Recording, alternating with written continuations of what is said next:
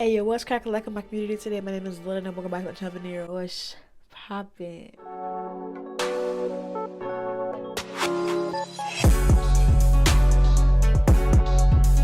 So you see a title thumbnail. Today we're reacting to scary animations. I worked the graveyard shift, the night shift at the call center. Now, it might not be the best job, but the amount I was getting paid was enough for me to get on with the job. There weren't many people working the graveyard shift, so the office almost seemed empty, and there was this weird sense of freedom that was there. The cafeteria was accessible, and we did not need to be lining up for a coffee. The shift was pretty boring, and I was just going through the job without any interesting happening there. Even the coworkers that I had were pretty boring. Oh, why does that guy look like Jay from the Cub Scouts? They were so immersed in work that nobody really cared to take a break and relax. And I was the only one who was pretty psyched all over the place, and the only place that I found the entertainment in the calls that came in. And I even tried to chat up with the people that would call me. I would often have conversations with the customers on the personal level, and it turned out to be beneficial for me, since I was pitching in more sales and getting the most out of the products. And in return, my incentives were increased, and I was making more money. That old dude looked creepy as hell. And then one day, I received a call that would change everything. I had no idea what impact that phone call would have on me. It was a Monday night, and as anyone working will tell you, Mondays are mundane. I went into the office knowing that today might be just a boring day. It started out as the boring day. Nothing really was interesting. And even the people that I was on call were not interesting in conversation, and they were not to be blamed. It was the Monday. Monday is boring. I started the calls, and after 60 calls, I decided to take a coffee break. And after taking a coffee break, I decided to go on back at calling. But then, just 20 minutes after the break, suddenly there was a phone call on my set. It kind of took me off guard because firstly, I hadn't given the number to anyone, and secondly, we cannot receive calls on that device. So yes, I was freaking out about the whole thing. I wouldn't have answered that if that's the case. Probably warning me to not chat up customers, so I let it ring. There was no way I was going to pick up that phone. Good. But it started back again. This time, I decided to pick up to not get into further problems. And then I picked it up. I was relieved that it wasn't the corporate. It was some woman. But the spooky part was that the woman was crying. There was gentle sobbing in there, and the woman was calling for help. So while on one hand, I was relieved that it wasn't the corporate, I was also freaking out about what the call was. And as I was about to ask away questions, the line disconnected. It freaked me out. I tried logging into the call chart to find out the ID on the caller, but there was nothing. And I wondered who would do such things. And there was this thought that what if it was just a prank call? And I thought about it and I just let it slide. But then, when it was just 2 hours in finishing my shift, the call came in again. And all the girl did was ask for help. And as I tried talking to her, it disconnected again. What? And it was What the all hell? silent for a while. And then Don't answer the phone again. The ring came back, but this time Ignore I ignored it it. because somehow I thought it was just some idiot who was trying to prank me. Yeah. I went back to my place and I decided to straight away doze off. But then the call came in on my mobile. What the fuck? I wasn't expecting any call. There was nothing that could have prepared me for this call. I picked up the phone, and it was the same woman from work. She called in and was sobbing, and this time she spoke. And she said, "Is there anyone listening to this call? Please, is there anyone?" That's how you know that white people don't know any better, because if the call clearly says unknown number, especially if it's like, what, 3 in the morning at this point? He said he's working a graveyard shift, and an unknown caller is calling your phone at this time of night. Don't you think that's a little bit sus? Especially since they called you on the phone at work when it's not even supposed to take calls, and then the same person calls you. Like, ugh, like, people are so stupid. I was annoyed by the constant calls, so I got annoyed and I had a breakdown. The girl said, "Please help me. This man, I've been here for 10 years. This man." I asked her, "What man? What man?" And she said, "There's an oak tree, yellow mailbox, badly maintained rose bushes, a bald man." And I said, "These are just random words. What are you trying to say?" And she said, "You are near, and I can hear you." And I was just more puzzled than ever. I'm puzzled too, on the internet, but all these things were just random words, and making sense of them was not very easy without any context. Oh, Lord. So I just slept, knowing that there isn't much I can do. This man went to sleep after that. Called the police, blocked the number. The night came in, it started ringing. The next she said, Again with the unknown number. Block that bitch. I'm so tired of this. red light, bus 30, red light, bus 30. Help. It's been 10 years, and I wondered what she was talking about. When I was about to leave the place, the HR told me that my shift has been changed from night to day, and I was so relieved. When I was on my way to the home, I saw the red light, and it reminded me of one of the clues the women gave me. I slept, put my phone on silent. I did not want to disturb myself with constant calls and hints of that woman, so I just slept. Then I woke up and realized that I had to go to the office. It was day, and I was late. Yeah. It was the first time that I was getting out and catching a bus in daytime. And as I got out and went to the station to catch the bus, and when I boarded the bus, I realized I was on the bus 30. I had no idea that I was on it. And then as the bus started moving, I remember seeing the oak tree. And suddenly, all the things came to me, all the clues that the woman was giving. And then there was the house with the yellow mailbox, and I quickly realized what was going on. I asked for an emergency stop and stepped off the bus. I was standing right in front of all the clues that the woman on the phone gave me. And then there was this badly maintained Only rose white bush. people would do some shit like and this. Then there was the final piece coming himself. The bald my way. dude with the As I scratches stood on in his front of his face. house, a man came and said, "Can I help you?" And I looked at him, and I knew if I confronted him, he would realize I was onto him. So I asked him for directions instead, and then he pointed me to the way that I already knew. And the first thing I did was call in police and inspect. I waited for them and decided to raid in with them after. And turns out the man had been abducting girls and molesting them and murdering them. He was a sick serial killer. And he even had girls kidnapped. And I asked them if they found the girl he kidnapped 10 years ago. And then what the police told me shook me. The officer said, "The girl you are referring to is Michelle. She was the first girl she kidnapped. And sadly, she was the first victim he had. And her remains were found in his closet. Literal closet. But how did you know her?" And I replied in all the shock that I was feeling. "You wouldn't believe me if I told you." This story happened around 4 years ago, back when I was 18 and had just graduated high school. I decided to volunteer for a month in Southern Asia country before my university starts. Since volunteering was something I always wanted to do, I managed to find a place to volunteer at and was supposed to live for the first week with family friends. Then I started living at my workplace. Thing is, my workplace couldn't house me due to construction and having another female volunteer coming soon. So I had to find a hotel to stay at, and that was probably my biggest mistake. I went on the internet and started looking for a hostel. Sure enough, I found one in the center of the city in a relatively safe area. Also, the hostel had many great reviews from foreigners, so I thought it was safe. I visited the hostel and was greeted by Jinhee, was the nephew of the owner and was responsible for greeting foreigners. Not and the showing bowl them around. haircut, bruh. Jin was in his mid No, this guy gotta look like somebody y'all know. Like, I 100% guarantee it. average looking dude, probably around 5'8". I'm 6'3", which will be important later after I make the arrangements for my stay there and agree to come the next day. I mean, I guess. And invites me to go with him on a walk to show me around the neighborhood, which I agree to. During our walk, he tells me about himself. He lived in the UK for a bit. Tells me about his family and asked me if I smoke. Back when I was a cool kid fresh out of high school. So I aesthetically told him yes. Since I was actually trying to get some blood, but didn't know how, he told me I can get it. And when I come tomorrow, we'll have some for me. The next day I go to the hospital, and he tells me that he couldn't get it. So I have to go with him to his friend's George's to get it. Oh, look at hindsight, George. that was a big red flag, but I was a dumb kid who really wanted to smoke. So of course I said Smoke yes. what? That's George the almost question. looked like Smoke a cartoon what? villain. All his facial features were sharp and narrow and had the little Van Dyke beard to go with it. I'm telling you, We he's all get into creepy the as tuk-tuk fuck. and He's drove gotta to be the slums villain. of the city to meet the dealer. I think the area was called when not the Moolah. Not sure. Anyways, we get the bud, and they tell me where Okay, you're making bud. a stop All at right, George's all right. house and It's wait. smoking there for a bit. I got it. We reached his house, still within the slum area. It was a small room with a bed and 3 chairs. Nothing else. Chairs. No tables or decor or anything. Huh? I sat on the chair. Nah, that's Jen sus. sat on my right. Nah, if y'all see my story time on my first sneaky link, y'all know that I walked in, there was absolutely no furniture. Never trust somebody that got barely to no furniture, okay? George sat on the bed, rolling out some joints for us. Oh, We look at it started though. smoking and talking.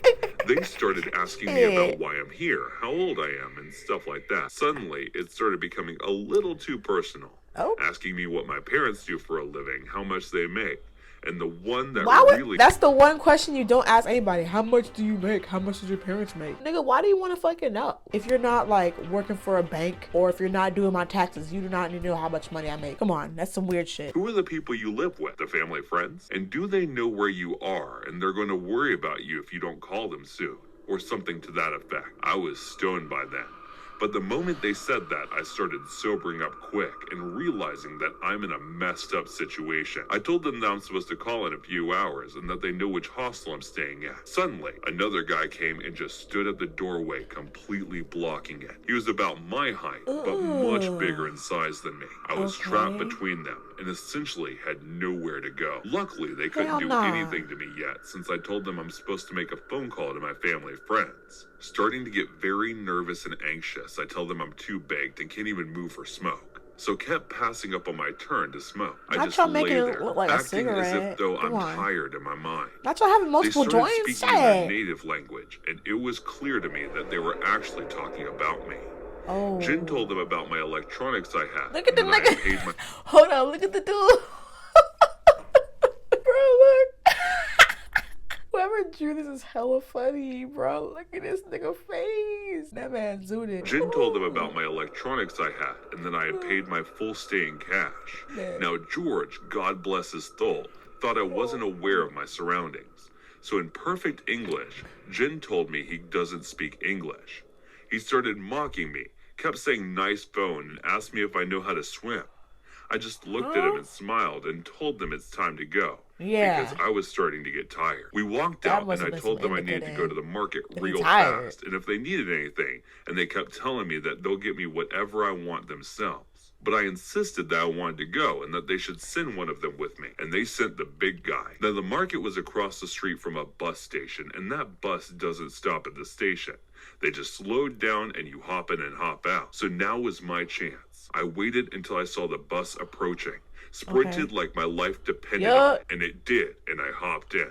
What the heck? They were screaming at me to come back and started running after the bus. And at one point, I even heard one of them scream that you're lucky. Lucky that the what? bus reached the neighborhood of the family friends. What the fuck? I hopped out and walked around the neighborhood in the morning. I went to work and told them that it Tuk had tried to kidnap me. So they escorted me to the hostel where I took my belongings and work allowed me to stay with them. Thank God. When I told my family friends about what happened, they told me it's a common scam here and that they were planning to steal my belongings and dump me in the river when they left the house. What the fuck? And that's where they asked if I knew how to swim and if someone was expecting me. I know how my whole family will die. I know that's not something you would typically hear out of a 13-year-old. Bruh, that is the first sentence of this video. That's nasty. Nah, let me just listen to that sentence one more time. She said, I know how my family will die. Like, what? Huh? I know how my whole family will die. Huh? I know that's not something you would typically hear out of a 13-year-old female. 13! However, I've been having these dreams for years. Now, I'm a lucid dreamer, so some could say it's just my imagination. But I don't think so. I grew up in a big city, but would always go to the coast where some of my She's a redhead. For summer vacation. Redheads are always crazy. Y'all ever seen Riverdale? Cheryl Blossom? Crazy bitch. For these dreams, for the first time, my grandpa was in the hospital and he suddenly fell to the floor checking in. I kept hearing this voice in my head saying, walk to him, help him up. I listened to this and moved towards my grandpa, who was now slowly rising from his own body. I then woke up to a loud buzzing in my ear. I had this dream a few more times, not thinking much of it as I don't dream very often. In the summer of 2017, I went on my usual vacation. Everything seemed fine the first day. I was hanging out with my cousins and my grandma had her back surgery the next day. However, when I went to bed that night, I had that specific dream, only this time the ending changed. Instead of my grandpa rising from his body, he was screaming, and the doctors rushed to him, pushing me out of the way. I then woke up to a loud pounding sound. At first, I thought a picture frame had fallen, but when I looked around the room, everything seemed to be in place. Okay. I went out into the hallway to look. All of a sudden, there was more pounding sounds. I wandered into the kitchen to see if that was where the pounding was coming from, only to meet my two older brothers standing there, whispering amongst themselves.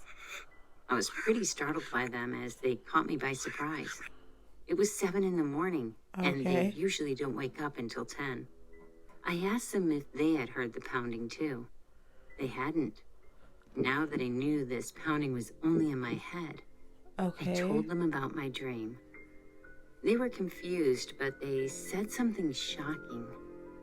My parents left to go to the hospital hours prior. It was my grandpa. A code blue. Come to find out, my grandpa had died due to a heart attack waiting for my grandma to get out of surgery. I also had a few more dreams where I predicted my other grandpa dying of cancer, right as he was told he was cancer-free. What Recently, the fuck? I've been having dreams about my parents. 2 dreams specifically. The first one was just of my mom. She was kayaking on a lake that we usually go to on vacation. Her kayak flipped over and she drowned. However, since I moved to the coast last year, my dreams have changed. My parents would always be in the car with my younger sister. What the fuck? They'd get into a huge 4-car crash. 4 with 8 cars? fatalities, 3 of them being my family. I'll save the details for next time. For now, let's hope not all dreams come true. What the fuck? So she's lucid dreaming the future, bitch. Who is she? Raven Baxter, bitch? My name is Vicente. This happened to me when a few months ago, and I am currently 25. Okay. I was born in a small town in the jungle in Colombia. My mom and dad were very proud to be 100% Colombian. I only spoke Spanish until I became a fluent English speaker when I was in college, because I recently attended an exchange program in Canada. I met my wife on the trip. Her name is Akardi, and she came from Osaka, Japan. When we both finished college, we moved to my old village in Colombia. Akardi works a job at home, and I work as an electrician. I was called to work on a power outage at an old office building. It was always sort of normal for power outages in our area because we live in the middle of the jungle. So I drove to the location and I got to work. Okay. The weird thing was that the building was 20 miles from our village. I mean, there was an office building isolated in the jungle. Usually, I only get calls within 1 to 2 minutes away. When I was trying to fix the wires, there was something very creepy, in my opinion. I noticed wires that were just ripped open in a way that it looked like someone or something bit out of it. I assumed it was some animal from the jungle since there was a massive hole in the wall. The power came back on, so I went to my truck and I started to drive back when I got a call from my wife. "Hey babe, I headed to the market, so I'll be gone for a few minutes when you get home," said Akardi. "Okay, I'm about 12 minutes away. Love you. Adios," I said. I got startled by a random pop sound on my way home, so I pulled over to the right. That was his near damn a palm tire. tree. It was about 10 p.m., so it was pretty dark out. I got out, and to my shock, instead of a popped tire, it was completely gone. What the fuck? Then I was scared when I found that my spare tire was completely torn to shreds. I called my wife Somebody and told fucking her with to you. come pick me up in her car. I suddenly heard a whistling sound come from right next to me. But when I looked to the left, whistle? nothing was there. My mom always told me to beware of El Silbón, which means the whistler in Spanish. It was a Colombian urban legend of a man who killed his father and fed the meat to his family. When his grandfather found out, he hired a witch to curse him. When El Silbón was starved to death, his spirit, a tall man wearing a tank top and overalls with a large farmer's hat, roamed the jungle with a bag of bones. They say when he sounds very close, he is far. And when he is close, he sounds far. What the fuck? I kept on hearing the whistling right in my ear, but I still was freaked out by this in the dark jungle. I was all alone in the jungle. I wish that was true, but I wasn't alone. The whistle started sounding a little bit more quiet by the minute. By the time it was almost gone, I was relieved to see headlights up ahead. I started walking towards it thinking that was Akardi, but instead I saw a man with an old farmer outfit carrying a bag just staring with his yellow, glowing eyes. Glowing fear. eyes. Ugh. Look at this ugly ass man. Let me just. Ugh. I don't want to stare at the screen too long, or else I'm gonna get possessed, bitch. I froze in fear as he started charging at me. Then I heard an engine coming close, and so did the mysterious man. I was shocked to see him not run, but disappear into the thin air. A Cardi pulled up, and we both were scared when we heard a woman screeching. "Get in, Vicente." I ran into the car and saw the man stare at us. When we got home, Akarti and I got in the bed, and she kissed me, and we went to sleep. Her back was facing me, and she asked if I knew what the woman was screaming for. I nodded my head, and then realized she couldn't see me, and I said yes, and explained the story about the man that I encountered. She immediately turned over, facing me with a pale face full of fear. My wife had always worried about me, and I loved that about her. But I didn't think she would have believed that this man or thing could just disappear. To my shock, she did. I saw that man first a week ago when I was taking a night walk. I saw him suffocate a man and throw him into a bag while whistling. She fell asleep hugging me. I normally wouldn't fall asleep in that position, but I felt safer that night for some reason. I still wonder what would have happened if Akarti didn't arrive at the time that she did. Yeah. Would I have ended up in the bag like the other man did?